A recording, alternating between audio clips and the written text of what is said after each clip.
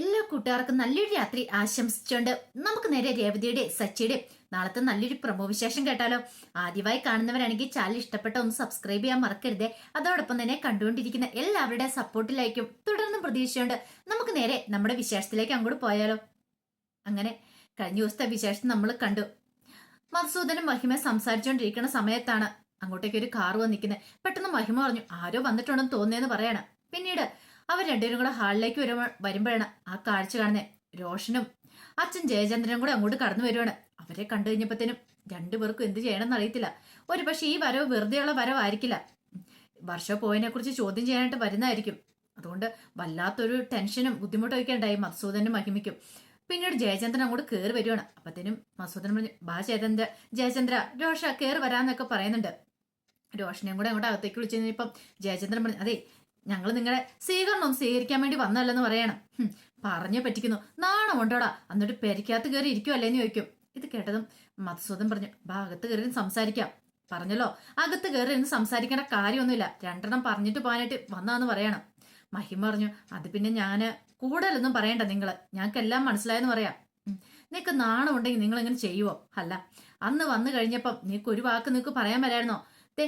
നിങ്ങളുടെ മോക്ക് വേറൊരുത്തനുമായിട്ട് പ്രണയം വന്ന് ഒരു വാക്കുപോലും പറഞ്ഞല്ലോ, എന്നിട്ട് അവൾ ഓടിപ്പോയിരിക്കുന്നു. അന്നെങ്കിലോ അതിനു മുമ്പ് ഈ സംഭവങ്ങളൊക്കെ നടന്നു കഴിഞ്ഞപ്പോൾ ഒരു വാക്ക് പറയുകയായിരുന്നെങ്കിൽ ഇന്നിപ്പോ അവൾ അങ്ങനെ ഓടിപ്പോകുമായിരുന്നോ? നീ എന്താ എന്നെ കുറിച്ച് വിചാരിച്ചോണ്ടിരിക്കുന്നത്? സമൂഹത്തിൽ നിലയും വിലയും എനിക്കുണ്ട്, അത് മാത്രല്ല പിടിപാടുമുണ്ട്. അവള് പോയ സമയത്ത് തന്നെ അവളെ ഞങ്ങൾ കണ്ടെത്തില്ലായിരുന്നോ? പകരം നീയൊക്കെ ഒളിച്ചു വെച്ചു, എന്നിട്ടിപ്പോഴെന്തായി തീർന്നടാന്ന് ചോദിക്കുക. ദേ എല്ലാവരുടെ മുന്നിൽ ഞാനാ നാണം കെട്ടിരിക്കുന്നത്, എന്റെ മോനാ നാണം കെട്ടിരിക്കുന്നു പറയണം. ഇത് കേട്ടതും രോഷം പറഞ്ഞു അന്ന് കല്യാണത്തിന് ഒന്നും പറഞ്ഞോണ്ട് അവള് കൂട്ടിക്കൊണ്ട് പോയിട്ട് അവൾ അന്ന് അവിടെ നിന്ന് മുങ്ങിയതാ. അതിനെക്കുറിച്ച് ഞാൻ നിങ്ങളോട് ഒന്ന് ചോദിച്ചു, അപ്പൊ നിങ്ങൾ എന്താ എന്നോട് പറഞ്ഞേ? അവൾ ഇങ്ങോട്ട് വരും, ഡബി സ്റ്റുഡിയോ ഡബ് ചെയ്യാൻ പോയതാന്നൊക്കെ. എന്നിട്ടോ നിങ്ങൾ ഒരു വാക്ക് പോലും എന്നോട് പറഞ്ഞില്ലോ എന്ന് പറയണം. കേട്ടതും ജയചന്ദ്രൻ പറഞ്ഞു എന്തായാലും ഇത്രയ്ക്ക് നിങ്ങൾ കാണിക്കണ്ടായിരുന്നു കേട്ടോ. ഒന്നുമല്ലേലും നമ്മൾ നല്ല ഫ്രണ്ട്സ് അല്ലായിരുന്നോ? എന്നിട്ട് നിനക്ക് എങ്ങനെ എന്നോട് ഈ ചതി ചെയ്യാൻ തോന്നി? ഒരു വാക്കെങ്കിലും പറയാൻ വരായിരുന്നോ? എടാ ഇതിനേക്കാളും പേരെ നീ ഒരു കാര്യം ചെയ്യ, പോയി തൂങ്ങിച്ചാന്നടാ. അവള് പോയി കഴിഞ്ഞപ്പോ നിനക്കൊരു കാര്യം ചെയ്യാൻ വരായിരുന്നോ? കുറച്ച് കയറ് മേടിച്ച് അങ്ങ് തൂങ്ങിച്ചെത്താ പോരായിരുന്നോ? നീയൊക്കെ എന്തിനാടാ ജീവിച്ചിരിക്കണമെന്ന് ചോദിക്കാം. മസൂദന്റെ മഹിമയുടെ കഴുത്ത് താന്നിരിക്കുക, എന്തേലും പറയാൻ പറ്റുമോ? അയാൾ പറയുന്നതെല്ലാം കേൾക്കാനല്ലേ പറ്റുള്ളൂ. ഒരു കാര്യം ഞാൻ പറഞ്ഞേക്കാം, അതെ നീയും ഇവരും കൂടെ അവിടെ വന്നിട്ട് നന്നായിട്ട് ഫുഡൊക്കെ കഴിച്ചിട്ടും കൂടെ പോകുന്നല്ലോ. കല്യാണത്തിന്റെ ഉറപ്പീരാന്നൊക്കെ പറഞ്ഞാൽ കുറെ ചെലവുണ്ട്, ആ പൈസ ഇങ്ങോട്ട് തരണമെന്ന് പറയാം. ഇത് കേട്ട മസൂദനം പറഞ്ഞു എത്ര രൂപ? 5 ലക്ഷം രൂപയുണ്ട്, 5 ലക്ഷം രൂപ തരണമെന്ന് പറയണം. 5 ലക്ഷം രൂപ നഷ്ടപരിഹാരം കൊടുക്കണമെന്ന് പറഞ്ഞു ഇപ്പൊ മസൂദൻ എന്ത് കൊടുത്താലും കുഴപ്പമില്ല, എങ്ങനെയെങ്കിലും ഈ ബാധ്യത ഒന്ന് ഒഴിഞ്ഞു കിട്ടിയാൽ മതിയെന്നോ ഉണ്ടായിരുന്നുള്ളൂ. പിന്നീട് മധുസൂദനകത്തേക്ക് പോയി ചെക്ക് എടുത്തുകൊണ്ട് വന്നു. അതിനകത്തേക്ക് 5 ലക്ഷം രൂപ എഴുതിയിട്ട് പറഞ്ഞു ഇതാ ഇത് കൊണ്ടുപോയിക്കോളാൻ പറയണം. അത് മേടിച്ചിട്ട് ജയചന്ദ്രൻ പറഞ്ഞു എന്നാലും ഇത്രയ്ക്ക് വേണ്ടിയിരുന്നില്ല, നിന്നെ ഇപ്പൊ ഞാൻ വെറുതെ വിടുന്ന എന്താണെന്നറിയോ? എന്റെ ഫ്രണ്ട് ആയതുകൊണ്ടാ നീ, അല്ലെങ്കിൽ വേറെ ആരെങ്കിലും ആണെങ്കിൽ ഇപ്പൊ നീ വിവരം അറിഞ്ഞേനെന്ന് പറയണം. ശരിക്കും പറഞ്ഞ നീ ചീറ്റ് ചെയ്യുകയല്ലേ ചെയ്തേ. ഇനി കൂടുതലൊന്നും ഞാൻ പറയുന്നില്ല, ബാടാ മോനെന്ന് പറഞ്ഞുകൊണ്ട് ജയചന്ദ്രൻ രോഷനെ വിളിച്ചോണ്ട് പുറത്തേക്ക് അങ്ങോട്ട് ഇറങ്ങണം. പുറത്തേക്ക് ഇറങ്ങി കഴിയുമ്പോൾ റോഷൻ പറഞ്ഞു ഇതെന്താ അച്ഛാ, ഇതെന്ത് പരിപാടിയെ കാണിച്ചെന്ന് ചോദിക്കും. എന്താടാ മോനെ? ഓഹോ അച്ഛന് പൈസ കിട്ടിക്കഴിഞ്ഞപ്പോ സമാധാനമായില്ലേ? പക്ഷെ ഞാൻ അവളെ ഒത്തിരി മോഹിച്ചു പോയതാ. ഇതിനു മുമ്പ് ഞാൻ എന്താ ആഗ്രഹിച്ചിട്ടുണ്ടെങ്കിലും അച്ഛൻ അതല്ല എനിക്ക് സാധിച്ചു തരുന്നല്ലേ, എന്നിട്ടോ അച്ഛൻ എന്ത് പരിപാടിയെ കാണിച്ചെന്ന് ചോദിക്കും. എടാ മോനെ ഇപ്പൊ എന്ത് ചെയ്യാൻ പറ്റും? ദേ അവള് മറ്റൊരുത്തന്റെ കൂടെ ഒളിച്ചോടിപ്പോയി, നേരത്തെയാണ് കുഴപ്പമില്ലായിരുന്നു, പക്ഷെ ഇനി ഇപ്പൊ നിനക്ക് എന്ത് ചെയ്യാൻ പറ്റുമെന്ന് ചോദിക്കാം. ദേ അച്ഛന് കുഴപ്പമില്ല, പക്ഷെ എന്നെ സംബന്ധിച്ച് അങ്ങനെയല്ല, എന്നെ നാണം കെടുത്തത് അവളെ ഞാൻ വെറുതെ വിടാൻ ഉദ്ദേശിച്ചിട്ടില്ല. എന്റെ കയ്യിൽ അവളെ കിട്ടും, അവളെ കുട്ടികളെ പണിയാൻ വെച്ചിട്ടുണ്ടെന്ന് പറയാം. നീ എന്താന്ന് വെച്ചാൽ ചെയ്യാൻ പറയണം. ആ സമയം മഹിമയും മധുസൂദനും പരസ്പരം കണ്ണി നോക്കിയിരിക്കുകയാണ്. എന്തേലും പറയാൻ പറ്റുമോ? പശ കൊടുത്തൊരു പണിയാണ്, അതുകൊണ്ടാണ് എല്ലാവരുടെയും മുന്നിൽ ഇപ്പൊ നാണം കെട്ടിയിരിക്കുന്നത്. അങ്ങനെ ഒരു ചിന്ത രണ്ടുപേരുടെ മനസ്സിലുണ്ടാവുന്നുണ്ട്. ഈ സമയം രേവതി ആകെപ്പാടെ സങ്കടത്തിലായിരുന്നു. രേവതി ലക്ഷ്മിയമ്മയോട് ഓരോ കാര്യങ്ങൾ പറയാൻ കരയൊക്കെ ചെയ്തോണ്ടിരിക്കുക. അവസാനം ലക്ഷ്മിയമ്മ ചോദിച്ചു അല്ല നീ വീട്ടിലേക്ക് പോണില്ലേന്ന് ചോദിക്കുക. അതെങ്ങനെയമ്മ ഞാൻ പോണേ, എന്നോട് അങ്ങോട്ട് ചെല്ലേണ്ടെന്നല്ലേ സച്ചേട്ടൻ പറഞ്ഞേ. ആഹാ അവൻ പറഞ്ഞ ഉടനെ നീ ഇവിടെ നിൽക്കാനാ ഭാവം? അത് നടക്കുന്ന കാര്യമില്ല, നീ വീട്ടിലേക്ക് പോണെന്ന് പറയാ. ഇല്ലമ്മ ഞാൻ പോകത്തില്ല, ഞാൻ ഇവിടെ നിന്നോളാന്ന് പറയാ. ഇവിടെ നിൽക്കാനാണോ നിന്നെ കല്യാണം കഴിപ്പിച്ച് വിട്ടേ? അതെ ഇതൊക്കെ നേരത്തെ ചിന്തിക്കണമായിരുന്നു. രണ്ടുപേരും കൂടെ ചേർത്തി അനിയത്തിയും കൂടെ ഓരോന്ന് ഒപ്പിച്ചു വെച്ചിട്ട്. ഇത് കേട്ടൻ ദേവ് പറഞ്ഞു വെറുതെ ചേച്ചിനെ കുറ്റപ്പെടുത്തണ്ട, ഞാൻ എല്ലാത്തിനും കാരണക്കാരി. ചേച്ചി ഒരു തെറ്റും ചെയ്തിട്ടില്ലെന്ന് പറയണം. ഇപ്പൊ തെറ്റ് ചെയ്താലും ഇല്ലേലും അവളുടെ മേത്തൂടെ അല്ലേ കുറ്റം ചാർത്തിയിരിക്കുന്നത്, അതുകൊണ്ട് ഇനി അവൾക്കും രക്ഷപ്പെടാൻ പറ്റില്ലല്ലോ. ഇനിയിപ്പോ ഒരു കാര്യം ചെയ്യ, അവിടെ ആരുടെയാന്ന് വെച്ചാൽ കാല് പിടിച്ച അവിടെ കയറാൻ നോക്കാൻ പറയണം. സച്ചിയുടെ സ്വഭാവം നിനക്ക് അറിയാവുന്നല്ലേ രേവതി?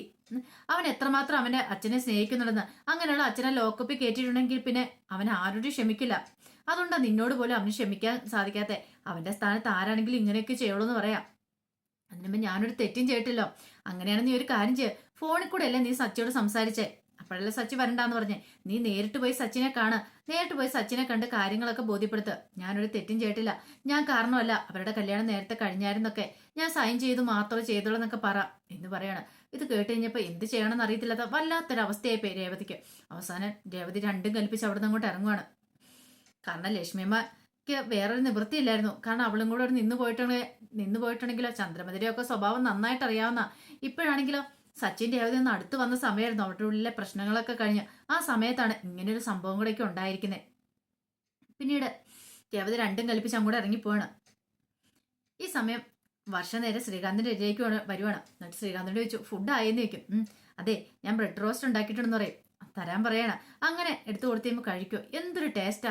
ഞാൻ ഇതിനു മുമ്പ് കുറെ കഴിച്ചിട്ടുണ്ട്, പക്ഷെ ഇത്ര ടേസ്റ്റോടുകൂടി ഞാൻ കഴിച്ചിട്ടില്ലെന്ന് പറയാം. കൈപ്പുണ്യ സൂപ്പറാന്ന് പറയണം. ഇത് കേട്ട് കഴിഞ്ഞപ്പം ശ്രീകാന്ത് പറഞ്ഞ, അത്രയ്ക്ക് എന്നെ കൂടെ പൊക്കി വിടുമെന്നും വേണ്ടെന്ന് പറയണ. അല്ല, ഞാൻ സീരിയസ് ആയിട്ട് പറഞ്ഞ എന്ന് പറയണ. അതെ, ഒരു കാര്യം ചെയ്യും, നമുക്ക് പുറത്തു പോയാലെന്ന് ചോദിക്കുകയാണ്. അപ്പത്തേക്കും വർഷയുടെ ഫോൺ ബെല്ലടിച്ചു. നോക്കിക്കഴിഞ്ഞപ്പോൾ ഡബി സ്റ്റുഡിയോ എന്നാ.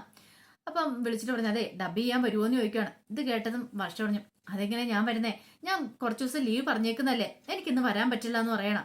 അങ്ങനെ ഫോൺ വെച്ച് കഴിഞ്ഞു. ഫോൺ വെച്ച് കഴിയുമ്പോൾ ശ്രീകാന്തിനോട് പറഞ്ഞു, അവർക്ക് ഇത് വല്ലതും അറിയണോ, കല്യാണം കഴിഞ്ഞുള്ളൂ, അപ്പൊ തന്നെ അങ്ങോട്ട് ചെല്ലണം പോലും. അതെ, എന്നെ അതിനൊന്നും കിട്ടത്തില്ല, ഞാൻ എന്തായാലും കുറച്ചു ദിവസം ലീവ് എടുത്തേക്കുക. ഇനിയിപ്പോ ശ്രീകാന്ത് ലീവ് എടുത്തിരിക്കുന്നല്ലേ, അതുകൊണ്ട് കുഴപ്പമില്ല, നമുക്ക് എവിടെയെങ്കിലൊക്കെ കറങ്ങാൻ പോകാന്ന് പറയണം. കറങ്ങാനോ? എനിക്കൊരു മൂഡില്ലാന്ന് പറയണം. ഓഹോ, അപ്പൊ ഞാൻ ഈ ഡ്രസ്സൊക്കെ മാറി വന്നിരിക്കുന്നു, ബാ ശ്രീകാന്ത് എന്ന് പറയണം. ശ്രീകാന്ത് പറഞ്ഞു, ഞാനില്ല. അതെന്താ വരുന്നില്ലാത്തെ? എനിക്കെന്തോ ഒരു മൂഡ് തോന്നില്ല. അതെ, എനിക്ക് വീട്ടിൽ വിളിക്കാത്തതിൻ്റെ ഒരു വിഷമമുണ്ട്. ഇതിനു മുമ്പാണെങ്കിൽ ഞാൻ ഹോസ്റ്റലിൽ നിന്ന് പഠിച്ച സമയത്തൊക്കെ ആണെങ്കിലും അച്ഛനെയും അമ്മേനെയും ഒരു ദിവസം പോലും വിളിക്കാതിരുന്നിട്ടില്ല. പക്ഷെ ആദ്യമായിട്ട് അവരെ വിളിക്കാതിരിക്കുന്നത്, അതിൻ്റെതായ ബുദ്ധിമുട്ട് എനിക്കുണ്ട്. എനിക്ക് അവിടെ വിളിക്കാത്ത ഒരു സമാധാനം കിട്ടത്തില്ലെന്ന് പറയണം. ഇത് കേട്ടെന്ന് വർഷം പറഞ്ഞു, ഓഹോ, അപ്പൊ ശ്രീകാന്തിന് മാത്രമേ കുഴപ്പമുള്ളൂ, അപ്പൊ എനിക്കൊന്നും ബാധകമല്ലേന്ന് ചോദിക്കും. ഞാൻ അതല്ല പറഞ്ഞെന്ന് പറയണം. ഇത് കേട്ടതും വർഷയ്ക്ക് ദേഷ്യം വന്നു. ശ്രീകാന്തെ, ഞാൻ വന്നപ്പോൾ മുതൽ സഹിക്കുന്ന, എപ്പം നോക്കിയാലും വീട്ടുകാരെ കുറിച്ചുള്ള ചിന്ത മാത്രമേ ഉള്ളൂ, ഇതിന്റെ ഇടയ്ക്ക് എന്നെ കുറിച്ച് എപ്പോഴും ചിന്തിച്ചിട്ടുണ്ടോന്ന് ചോദിക്കും. ശ്രീകാന്ത് പറഞ്ഞു, നിന്നെക്കുറിച്ച് ഞാൻ ചിന്തിച്ചിട്ടുണ്ടല്ലോ, അതുകൊണ്ടല്ലേ ഇപ്പൊ നീ ഇവിടെ ഇരിക്കുന്നതെന്ന് ചോദിക്കും. ഓഹോ, ഇപ്പൊ ഞാനാണ് കുറ്റക്കാരിയല്ലേന്ന് ചോദിക്കുകയാണ്. അല്ല, നിന്റെ വീട്ടുകാരൻ നീയൊക്കെ തന്നെ എന്ന് ആലോചിച്ച് നോക്കിയേ, നിന്റെ വീട്ടുകാരൻ എന്റെ കല്യാണം ഉറപ്പിച്ചില്ലായിരുന്നെങ്കിൽ ഇപ്പൊ ഈ പ്രശ്നങ്ങളൊന്നും ഉണ്ടാകത്തില്ലായിരുന്നു, ഞാൻ എന്റെ വീട്ടിൽ ഇരുന്നേനും. ഓഹോ, അപ്പൊ അതാണ് കാര്യം. അപ്പൊ എന്റെ വീട്ടുകാരൻ എനിക്ക് കല്യാണം ഉറപ്പിച്ച് എന്നെ അയാളുടെ കൂടെ പറഞ്ഞു വിട്ടാലോ, അപ്പൊ ശ്രീകാന്തിന് ഒരു കുഴപ്പമില്ലെന്ന് ചോദിക്കും. ശ്രീകാന്ത് പറഞ്ഞു, അങ്ങനെ ഞാൻ പറഞ്ഞില്ലോ എന്ന് പറയും. എനിക്ക് മനസ്സിലായി, ഇപ്പൊ ഞാൻ എന്തോ വലിയ തെറ്റ് ചെയ്ത പോലെ ശ്രീകാന്ത് എന്നെ കാണുന്നല്ലേ. അപ്പൊ ഞാൻ ഇങ്ങോട്ട് വലിഞ്ഞു കയറുമെന്ന് ശ്രീകാന്തിനോട് വന്ന് എന്നെ കല്യാണം കഴിക്കണമെന്ന് പറഞ്ഞ പോലെ. അപ്പൊ ശ്രീകാന്തിന് എന്നെ ഇഷ്ടമുണ്ടായിട്ടല്ല കല്യാണം കഴിച്ചേ അല്ലേ, എന്നാ ഞാൻ കാണിച്ചാലെന്ന് പറഞ്ഞ് വർഷം പെട്ടെന്ന് എന്ത് ചെയ്യാണ്, ദേഷ്യപ്പെട്ടിട്ട് തന്റെ ബാഗ് കൊടുത്ത് പുറത്തേക്ക് അങ്ങ് പോകാൻ തുടങ്ങുമ്പോൾ ശ്രീകാന്ത് കയ്യിലേക്ക് കയറി പിടിച്ചിട്ട് ചോദിച്ചു, നീ എങ്ങോട്ടാ പോണെന്ന് ചോദിക്കാം. ഞാൻ എങ്ങോട്ട് പോയാലും ശ്രീകാന്തിന് എന്താ കുഴപ്പം, ഞാൻ എവിടെയെങ്കിലും പൊക്കോളാം, അന്വേഷിക്കാൻ വന്നിരിക്കുന്നു, ഇപ്പൊ നമ്മളെ വേണ്ടല്ലോ എന്ന് പറയണം. അതല്ല ഞാൻ പറഞ്ഞേ, എനിക്കെല്ലാം മനസ്സിലായി ശ്രീകാന്തേ, ഇനി കൂടുതലൊന്നും പറയണ്ടെന്ന് പറയാം. ഇത് കേട്ടതും ശ്രീകാന്ത് പറഞ്ഞു, അല്ല നിന്റെ അച്ഛന് ഒക്കെ എന്തുമാത്രം പരിപാടിയാ എന്റെ അച്ഛനോട് എന്തോ ക്രൂരത ചെയ്തേ, ഒന്ന് ആലോചിച്ച് നോക്കിയേ. അതുകൊണ്ടല്ലേ ഇപ്പൊ എന്റെ അച്ഛന് പോലീസ് സ്റ്റേഷൻ കയറേണ്ട വന്നേ, ലോക്കപ്പ് കയറേണ്ട വന്നേ. അതൊന്നും ഇല്ലായിരുന്നെങ്കിലോ ഒരു കുഴപ്പങ്ങളും ഉണ്ടാവുമായിരുന്നോ? എന്റെ അച്ഛൻ ഇന്ന് വരെ പോലീസ് സ്റ്റേഷൻ കേട്ടില്ല, ലോക്കപ്പ് കിടന്നിട്ടുമില്ല, അങ്ങനെ ഒരു സാഹചര്യം ഉണ്ടാക്കി. പക്ഷെങ്കിൽ അതൊക്കെ ഓർക്കുമ്പോൾ എനിക്ക് സഹിക്കാൻ പറ്റുന്നില്ലെന്ന് പറയണം. ഓഹോ, അപ്പം നിനക്ക് മാത്രമേ വിഷമമുള്ളൂ, എനിക്ക് ഈ കാര്യത്തിലൊന്നും വിഷമില്ല. അതെ, എന്റെ അച്ഛനും അമ്മയാ, അവർക്ക് ഞാൻ പോന്നേയുമ്പോൾ അതിൻ്റെതായ വിഷമം ഉണ്ടാവും എന്ന് പറയണം. അത് ശരിയാ, ഞാൻ സമ്മതിച്ചു തന്നിരിക്കുന്നു, പക്ഷെ എന്നും പറഞ്ഞുകൊണ്ട് എനിക്ക് എന്റെ വീട്ടുകാരെ കുറിച്ച് ഓർത്ത് വേദനയും വിഷമമുണ്ട്. നിനക്കില്ലെങ്കിൽ എനിക്കിപ്പോൾ എന്ത് ചെയ്യാൻ പറ്റുമെന്ന് ചോദിക്കാം. ഇത് കേട്ടത് വർഷയ്ക്ക് അങ്ങോട്ട് സഹിച്ചില്ല. അതെ, എനിക്കില്ല, എല്ലാം എന്റെ കുഴപ്പം തന്നെയാ എന്ന് പറഞ്ഞിട്ട് വർഷം ദേഷ്യപ്പെട്ട് അങ്ങോട്ട് ഇറങ്ങിപ്പോത്തിനും ശ്രീകാന്ത് നീ എങ്ങോട്ടാ പോണെന്ന് ചോദിക്കാം. ഞാൻ പറഞ്ഞല്ലോ, ഞാൻ എങ്ങോട്ടെങ്കിലും പോയിക്കോളൂ എന്ന് പറയണം. പുറത്തിറങ്ങി കഴിയുമ്പോൾ അയ്യോ സ്കൂട്ടി ഇല്ലോന്ന് ഓർത്തണ്ടേ, ആകെപ്പാട് ടെൻഷൻ അടിച്ചിരിക്കുക. സ്കൂട്ടി ഇല്ല, ഇനിയിപ്പൊ എന്ത് ചെയ്യാനെന്ന് അറിയത്തില്ലെന്ന് പറയണം. ശ്രീകാന്ത് പറഞ്ഞൊരു കാര്യം ചെയ്യാം, വീട്ടിലേക്ക് വിളിച്ചു പറ, ഇപ്പൊ തന്നെ സ്കൂട്ടി അവരും കൂടെ കൊടുത്തു വിടുന്ന് പറയണം. ഓഹോ, നീ എന്നെ കളിയാക്കിയതല്ലേന്ന് ചോദിക്കണം. പിന്നെ കളിയാക്കിയതല്ല, നിന്റെ വീട്ടുകാർ നല്ല ഫസ്റ്റ് വീട്ടുകാരാണല്ലോ. ഇത് കേട്ടാൻ വർഷ പറഞ്ഞു, നിന്റെ അച്ഛനും പിന്നെ ഫസ്റ്റ് ആണല്ലോ, അതുകൊണ്ടാണല്ലോ സ്നേഹിച്ച പെണ്ണിനെ കെട്ടാനായിട്ട് അവന്റെ സമ്മതിക്കായിരുന്നേ. അല്ല, അവർ ഈ വിവാഹത്തിന് സമ്മതിക്കുമായിരുന്നെങ്കിൽ ഈ പ്രശ്നങ്ങൾ ഉണ്ടാവായിരുന്നോ? കല്യാണം കഴിഞ്ഞിട്ട് എന്നെ എന്റെ വീട്ടിലേക്ക് കയറ്റാൻ സമ്മതിച്ചു, പക്ഷെ നിന്നെ അങ്ങോട്ട് കേട്ടോ, നീ അങ്ങോട്ട് കേട്ടിട്ടുണ്ടെങ്കിൽ കാൽ തല്ലി പിടിക്കുന്നില്ല നിന്റെ ഏട്ടനൊക്കെ പറഞ്ഞേ. കൊള്ളാൻ നല്ല ഫസ്റ്റ് പാവലിയാന്ന് പറഞ്ഞുകൊണ്ട് പക്ഷെ ദേഷ്യപ്പെട്ട് അങ്ങോട്ട് ഇറങ്ങി പോവാണ്. ശ്രീകാന്തിന് വല്ലാത്തൊരു ടെൻഷനായി തുടങ്ങി. അങ്ങനെ വർഷം അങ്ങോട്ട് ദേഷ്യപ്പെട്ട് ഇറങ്ങി ചെല്ലുമ്പോഴത്തേനും റോഷൻ അവിടെ കാറും കൊണ്ട് കിടക്കുന്നുണ്ടായിരുന്നു. ഓഹോ, അപ്പൊ അവൾ ഇറങ്ങി വരുന്നുണ്ട്. ഇവൾക്കൊട്ടിരി പണി കൊടുക്കണം. അവൾക്കിട്ട് നല്ലൊരു പണി തന്നെ കൊടുത്താലേ തനിക്കൊരു സമാധാനമുള്ളൂ. ഇവിടെ കാർ ഇടിപ്പിച്ചേക്കാം. വർഷ ദേഷ്യപ്പെട്ടങ്ങ് നടന്നിറങ്ങി പോവാ. പെട്ടെന്ന് കാറും പുറയെടുത്ത് റോഷൻ അങ്ങോട്ട് വരുവാണ്. ആ സമയത്താണ് ഇടിച്ചു പിടിപ്പിച്ചില്ല എന്നിടത്ത് പുറകെ വണ്ടി വന്നു കഴിഞ്ഞപ്പോൾ തന്നെയാണ് പെട്ടെന്ന് ശ്രീകാന്ത് അങ്ങോട്ട് വരുന്നത്. ശ്രീകാന്ത് ഓവർടേക്ക് ചെയ്ത് അങ്ങോട്ട് കയറി പോവാണ്. എന്നിട്ട് നേരെ വർഷയുടെ അരിലേക്ക് നിന്ന് നിർത്തി. വർഷ പെട്ടെന്ന് ചോദിച്ചു, നീ എന്തിനാ എന്റെ പുറകെ വന്ന് നിൽക്കും? ബാ കയറ്, ഞാൻ എവിടെയാണെന്ന് വെച്ചാൽ നിന്നെ കൊണ്ടുവിടാന്ന് പറയണം. റോഷൻ പെട്ടെന്ന് സൈഡ് ഒതുക്കി വണ്ടി നിർത്തി. അപ്പൊ ഇവനാണ് ഇവിടെ കല്യാണം കഴിച്ചത്. ഓഹോ, അപ്പൊ അന്ന് ഡ്രസ്സ് എടുക്കാൻ വന്ന സമയത്ത് ഇവൻ അവിടെ വന്നിട്ടുണ്ടായിരുന്നു. അങ്ങനെ വരട്ടെ. അപ്പൊ ഇവർ രണ്ടുപേരും വന്നിട്ട് തനിക്കിട്ട് പണി തന്നാ ഇതങ്ങനെ വെറുതെ വിട്ടിട്ട് കാര്യമില്ലോ.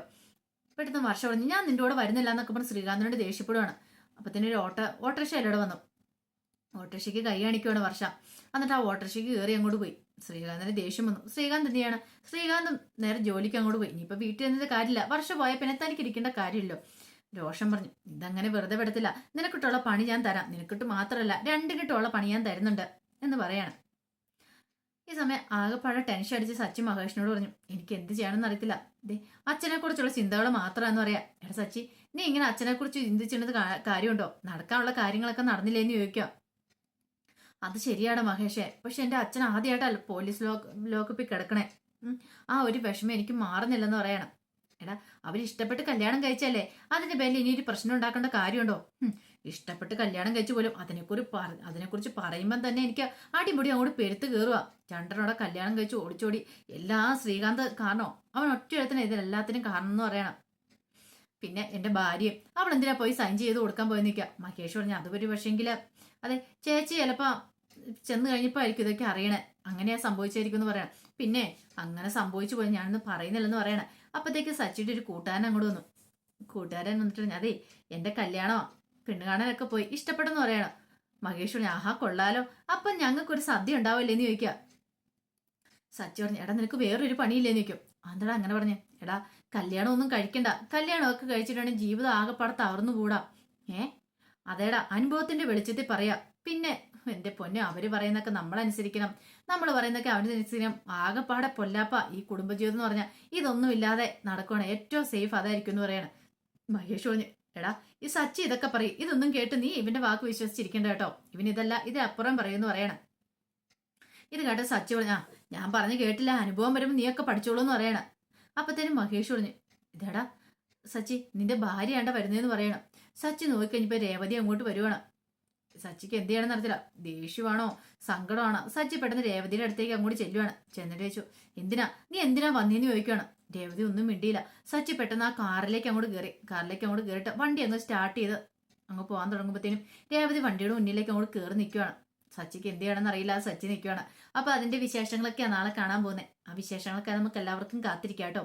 ഒരിക്കൽ കൂടി എല്ലാവർക്കും നല്ലൊരു രാത്രി ആശംസിച്ചു നിർത്തുന്നു. നന്ദി.